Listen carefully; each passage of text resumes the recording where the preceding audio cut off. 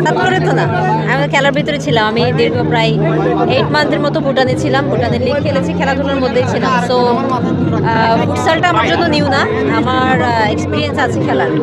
So সেই জায়গা থেকে তো এটা আসলে খেলাটা তো আসলে পাইনি, এবং আমরা তো ফুটবল প্লেয়ার, দীর্ঘ বছর ধরে ফুটবল খেলছি।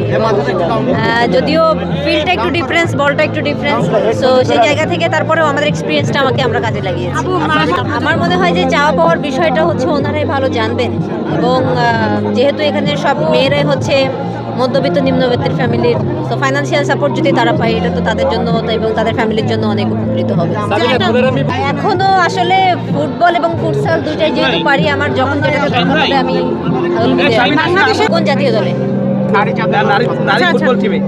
আমি জাস্ট ফ্লোর সাথে যাচ্ছি, আমার অত প্যারা নাই আসলে। না, আপনার ফুটসালটা হচ্ছে অনেক ইন্টেন্সিটির খেলা, এবং এখানে হচ্ছে আপনার মানে 20-40 মিনিটস খেলা হয়, বাট সব সময়ই হচ্ছে আপনার আপ অ্যান্ড ডাউন করতে হয়। সো এই জায়গাটাতে হচ্ছে আপনার দমের অনেক ব্যাপার আছে, এবং ফিজিক্যাল ফিটনেসেরও অনেক ব্যাপার।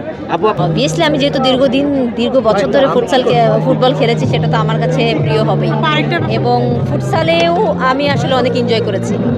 এই হচ্ছে আসলে অনুপ্রেরণা দেয় নিজেকে এবং দেশের জন্য কিছু করার। সো গুণী মানুষের কাছ থেকে যখন সাধুবাদ পাওয়া যায়, সেটা তো অবশ্যই অনেক অনুপ্রেরণা যোগায়।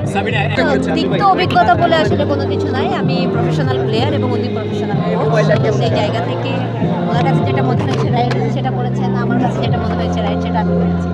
তো এখানে আসলে তিক্ততা অতিক্ততার কোনো আমি সবসময় চেষ্টা করি আসলে দেশ আমার কাছে আগে, এবং দেশের জন্য আমার যদি কোনো স্ট্যান্ড নিতে হয়, সেটা আমি সবসময় নিয়ে যাব এবং নিয়েছি, এবং আগামী দিনেও নেব।